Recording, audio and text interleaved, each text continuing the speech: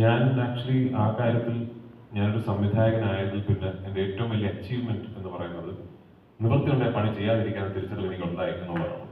അപ്പോൾ അതുകൊണ്ട് ഞാനിപ്പോൾ സംവിധാനം ചെയ്യുന്ന സിനിമകൾ ഒഴികെ ബാക്കി സിനിമകളിൽ എനിക്ക് ആ ഏരിയ തന്നെ താല്പര്യമില്ല. എന്നോട് സംവിധായകൻ എന്ത് ചെയ്യാൻ പറയുന്നു അത് ഞാൻ ചെയ്യും. എനിക്ക് അത്ര മതി.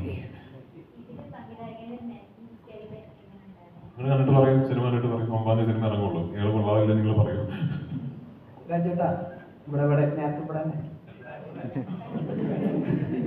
ഈ ചോദ്യം വളരെ നേരത്തെയാണ്.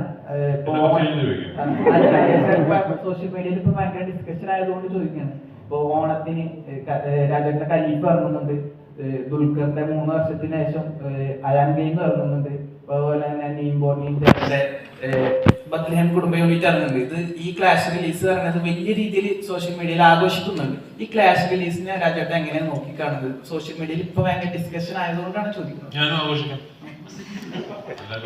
ഞാനും ആഘോഷിക്കാം. എല്ലാ സിനിമകളും വന്നാട്ടെ, നിങ്ങൾ എല്ലാ സിനിമകളും തിയേറ്ററിൽ പോയി കാണണം. ഓണം സമയത്ത് ഇത് 3 വേറെ ഏതൊക്കെ സിനിമകളുണ്ട്? ടോക്സിക് ഉണ്ട്. എല്ലാ സിനിമയും പറ്റിയ കാണണം. നല്ല ചിലവാണെന്നറിയാം, പക്ഷെ എന്നാലും എല്ലാ സിനിമയും പറ്റിയ കാണണം. ഇതിൽ ഏതെങ്കിലും ഒരു സിനിമ മാത്രമാണെങ്കിൽ കാണാൻ തീരുമാനിക്കുന്നെങ്കിൽ നിങ്ങൾ ഖലീഫ കാണണം.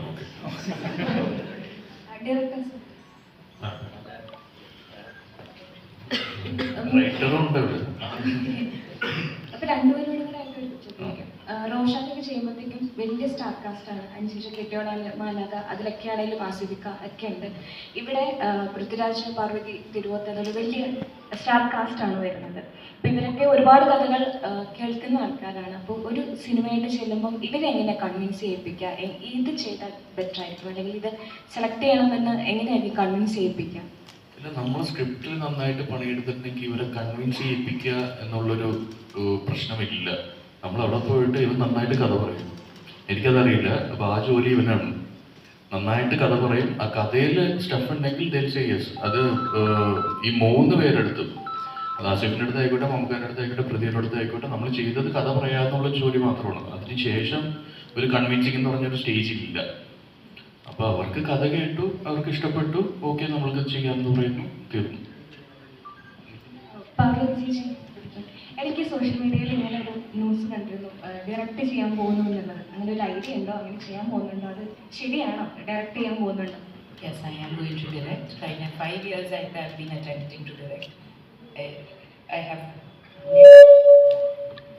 found respect for directors who are trying to mount their project, because for various reasons it hasn't come together. But everything is ready, and I'm hoping early next year I'll be on the close.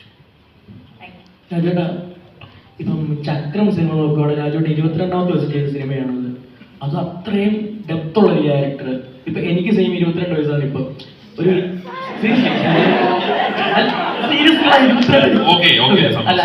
Seriously അപ്പം എനിക്കിപ്പോഴും അത്ഭുതമാണ് 22 വയസ്സുകാരൻ എങ്ങനെ അത്രയും വലിയൊരു character. കാരണം അതിന് പല പ്രായങ്ങളും അതിനകത്ത് പെർഫോം ചെയ്യേണ്ടതുണ്ട്. ഭയങ്കര ഒരു ക്യാരക്ടറാണത്. അതെങ്ങനെയാണ് ചെയ്തെടുത്തു? ഓൾസോ അതിന് ഏറ്റവും സ്ട്രഗിൾസ് എന്തായിരുന്നു? ഓൾസോ അതിനകത്ത് എന്തൊക്കെ ചെയ്യേണ്ടി വന്നു? അതിന്റെ പൂർണ്ണ ക്രെഡിറ്റ് ലോഹിതദാസ് എന്ന് പറയുന്ന ജീനിയസ് റൈറ്റർ ഡയറക്ടർക്കുള്ളത് തന്നെയാണ്. ആ പ്രായത്തിൽ ചന്ദ്രഹാസ് എന്ന് പറയുന്ന കഥാപാത്രത്തെ പൂർണ്ണമായിട്ട് മനസ്സിലാക്കാനോ അതിനെ കോംപ്രിഹെൻഡ് ചെയ്യാനോ മാത്രമുള്ളൊരു മാനസിക വളർച്ച തന്നെ എനിക്ക് ഇല്ല. അപ്പോൾ ആ സംവിധായകൻ പറയുന്നത് കേട്ട് അദ്ദേഹം തരുന്ന ബ്രീഫ് പരമാവധി മനസ്സിലാക്കി അദ്ദേഹം എന്നോട് ആവശ്യപ്പെട്ട കാര്യങ്ങൾ ചെയ്തതാണ് എന്ന് നിങ്ങൾ സ്ക്രീനിൽ കാണുന്നത്. അങ്ങനത്തെ കുറെ ക്യാരക്ടേഴ്സ്, അതായത് എൻ്റെ ഒരു ലൈഫ് സ്കിൽസിനൊക്കെ അപ്പുറമുള്ള ഒരുപാട് കഥാപാത്രങ്ങൾ ചെറിയ പ്രായത്തിൽ ചെയ്യാൻ സാധിച്ചു എന്നുള്ളത് തന്നെയാണ് എൻ്റെ ഏറ്റവും വലിയൊരു process of refinement as an actor. അല്ല ഞാനൊരു ആക്ടിങ് പഠിക്കുകയോ ഒരു തിയററ്റിക്കലായിട്ട് അങ്ങനെ ഒരു കാര്യങ്ങൾ പഠിക്കുകയൊന്നും ചെയ്തിട്ടുള്ള ഒരാളല്ലത്. അപ്പം അത്തരം വലിയ വലിയ സംവിധായകർക്കൊപ്പം കഴിവുറ്റ തിരക്കഥാകൃത്തുകൾ സൃഷ്ടിച്ച കഥാപാത്രങ്ങൾക്ക് മുഖം നൽകാൻ സാധിച്ചു എന്ന് പറയുന്നത് തന്നെയാണ് എൻ്റെ പഠനം എന്ന് ഞാൻ കരുതുന്നു. ആ രീതിയിൽ ഏറ്റവും കൂടുതൽ കാര്യങ്ങൾ എനിക്ക് പഠിക്കാൻ സാധിച്ചൊരു സിനിമ കൂടിയാണ് ചക്രം. ലോഹി സാറിൻ്റെ കൂടെ ഞാൻ ലോഹി സാർ സംവിധാനം ചെയ്ത അടുത്ത സിനിമയിൽ അഭിനയിക്കാനിരിക്കുകയായിരുന്നു അദ്ദേഹം നമ്മളെ വിട്ടു പോകുന്നത്. എനിക്ക് ഭയങ്കര നഷ്ടമായിട്ട് ഞാൻ എപ്പോഴും അതിനെ കാണുന്നു. അദ്ദേഹത്തിനോട് ഒരു സിനിമ കൂടി ചെയ്തിരുന്നെങ്കിൽ പിന്നെയും കുറെ കാര്യങ്ങൾ പഠിക്കാൻ സാധിച്ചതെന്ന് ഞാൻ കരുതുന്നു. അൺഫോർച്ചുനേറ്റ്ലി നടന്നില്ല.